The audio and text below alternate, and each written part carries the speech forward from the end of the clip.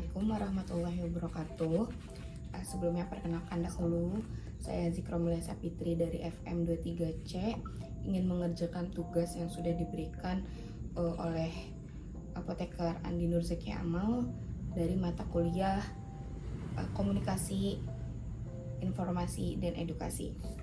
Tema tugas di sini adalah promosi kesehatan dan judul yang saya ambil itu berupa perokok aktif dan pasif. Baik, sebelumnya Umi dan Adik izinkan saya untuk memaparkan materinya terlebih dahulu ya. Oke. Nah, coba kita ulas lebih dahulu. Rokok merupakan salah satu penyebab utama berbagai penyakit mematikan di dunia. Bahayanya tidak hanya dirasakan oleh orang yang merokok, tetapi juga dirasakan oleh orang yang berada di sekitarnya yang ikut terpapar asap rokok. Tanpa disadari, banyak orang menjadi korban perokok pasif yang bahkan lebih rentan mengalami gangguan kesehatan. Oleh karena itu, promosi kesehatan menjadi langkah penting untuk meningkatkan kesadaran masyarakat terhadap bahaya rokok. Nah, definisinya dulu. Perokok aktif adalah mereka yang secara langsung menghisap asap rokok, dan sedangkan perokok pasif itu adalah orang yang tidak sengaja menghisap asap rokok yang dipakai oleh si perokok aktif. Terus si perokok pasif juga memiliki resiko mengalami berbagai gangguan kesehatan. Yuk kita ulas satu-satu. Nah, hari ini kita bakal tahu rokok itu mengandung lebih dari 7.000 bahan kimia berbahaya. Beberapa di antaranya seperti nikotin yang menyebabkan kecanduan, tar yang merusak paru-paru, karbon monoksida yang mengganggu oksigen dalam darah, serta bahan karsinogenik penyebab kanker. Nah, dampak rokok bagi perokok aktif itu apa sih? Perokok aktif itu yang tadi merokoknya ya.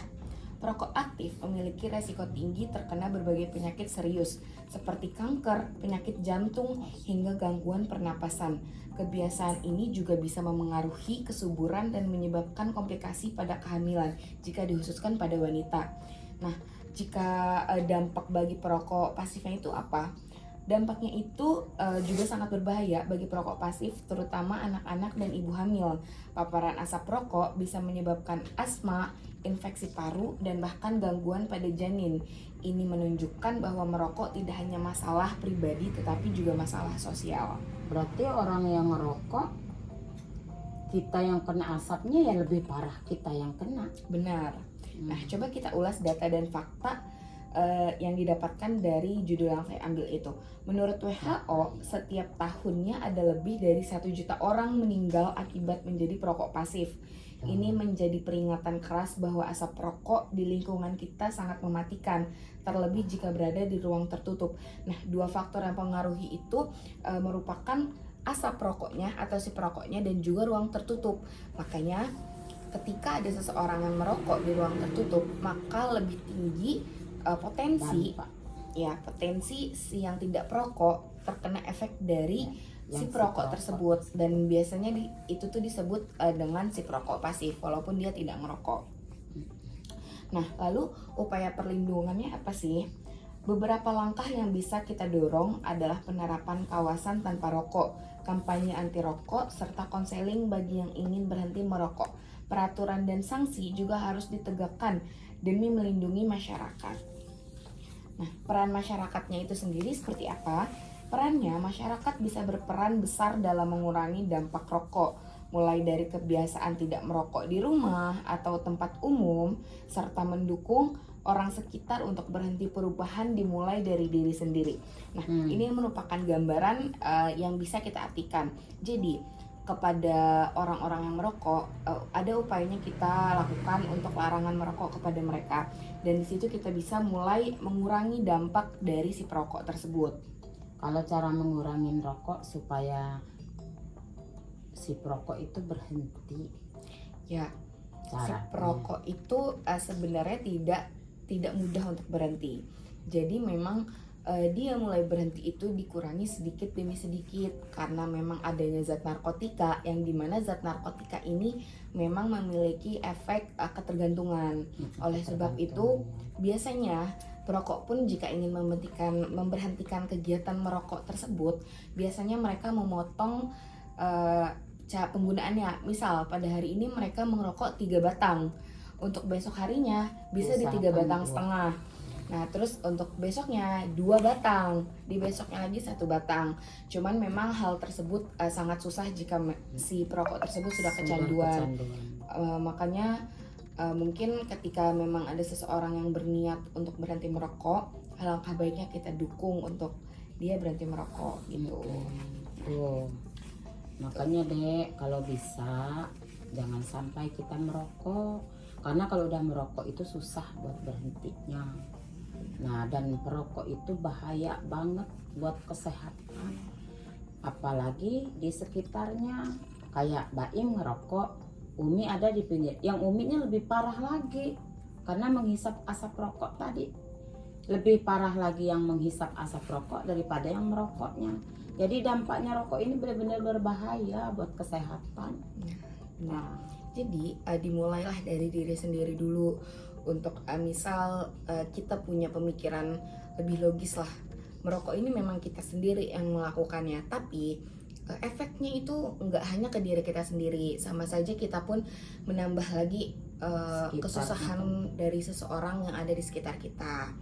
Nah mungkin bisa mulai diubah kebiasaannya untuk tidak lagi merokok, dan jikalau sudah berhasil mungkin Mbak Im pun bisa mengedukasi kepada teman-teman Mbak Im untuk kampanye larangan merokok, karena itu pun suatu hal yang bisa kita kurangi untuk terus melakukan upaya mengaktifkan data yang baru dari WHO, karena WHO mencatat hampir 1,2 juta perokok pasif meninggal setiap tahun.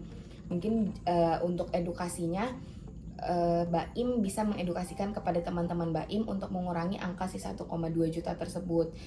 Mulailah dari yang kecil hingga nanti lama-lama akan menjadi bukit, seperti itu. Dan lagian rokok TM-nya, pertama kita rugi uang, yang kedua diisap cuman asal. Jadi keuntungannya itu memang nggak ada, yang ada cuman penyakit. Coba ada nggak keuntungannya? Terus kalau habis ngerokok atau ngerokok, apa yang dirasa? Nggak ada faedahnya. Sebenarnya mah udah duit kita. Coba kalau kita punya uang 2.000, dibeliin rokok, diisap, udah mau merusak kesehatan, gak ada untungnya. Coba kalau kita beli air mineral, air minum, dapat 4 loh. Pertama, haus kita hilang. Yang kedua, badan kita sehat. Dan lagi, itu faedahnya bagus banget buat kesehatan di badan kita. Lagian harganya juga 2.000 dapat rokok 1 batang. Kita kalau 2.000 beli air aqua yang bisa dapat 4 biji dan bisa 4 orang untuk minumnya. 4 orang untuk minumnya. Masya Allah. Ada yang mau ditanyain dulu? Baim, misal menanya sesuatu? Enggak, sekarang Baim misalnya nih, Baim merokok enggak? Enggak. Kalau bisa jangan dicoba. Ya, jangan dicoba. Dan mungkin Baim bisa membawa pengaruh baik untuk lingkungan pertemanan Baim nantinya. Ya, kalau Baim dikasih rezeki sama Allah, punya anak, punya istri, nah jadi sehat, anak Baim sehat, istri Baim sehat, karena tanpa pencemaran tadi. Ya, benar. Asap rokok. Ya. Mungkin bisa dimengerti ya. Sebelum kita akhiri, saya berikan dulu kesimpulannya. Sebagai penutup, mari kita ingat bahwa merokok membahayakan tidak hanya diri sendiri, tetapi juga orang lain. Dengan berhenti merokok, kita menyelamatkan generasi masa depan. Mari wujudkan lingkungan yang sehat dan bebas asap rokok. Ya, baik.